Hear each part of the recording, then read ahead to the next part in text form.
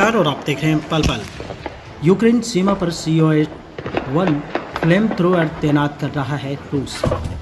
CNN ने रूस से पहले एक फुटेज जारी की है जिसमें एक COS या TOS-1 heavy flame thrower system को यूक्रेन की सीमा पर तैनात किया जा रहा है।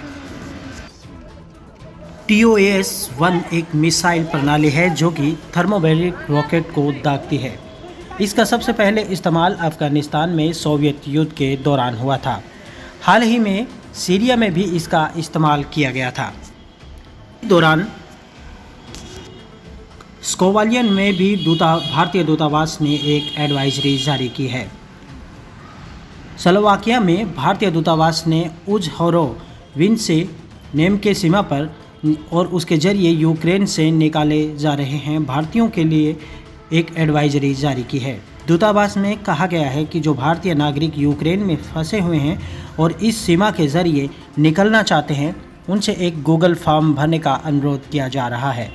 उन नागरिकों को ये फॉर्म भरने के लिए मना किया गया है जो सीमा क्रॉसिंग से दूर है। राष्ट्रपति ने कहा है कि जर्मनी और हंगरी से अनुरोध भी किया है कि रूस को उनसे अलग रहने में समर्थन दे। बता दें कि ये एक एसोसिएशन है जो वैश्विक वित्तीय व्यवस्था है जो सीमाओं के पार धन के सुचारू और तेज हस्तांतरण की अनुमति देती है। इसके अलावा लिथुआनिया के राष्ट्रपति ने भी एक रूस से अनुरोध किया है कि युद्ध रोकें। इसके लिए उनकी तरफ से एक अपील जारी की गई थी।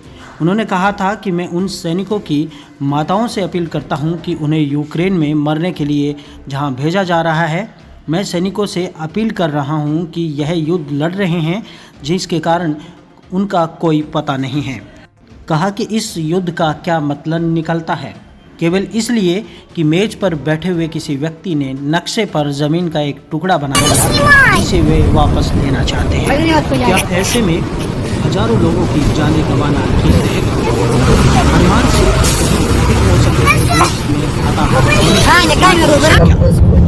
जी हाँ, यूके के रक्षा मंत्रालय ने ये एक जानकारी देते हुए कहा है कि यूक्रेन सफलतापूर्वक रूस की वायुसेना का मुकाबला कर रहा है जिसके चलते रूस अभी तक यहाँ के हवाई क्षेत्र पर अपना नियंत्रण नहीं कर पाया।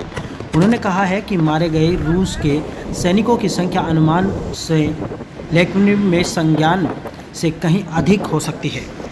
वहीं भारत की तरफ से भी अपना रुख पूरी तरह से स्पष्ट कर दिया गया है।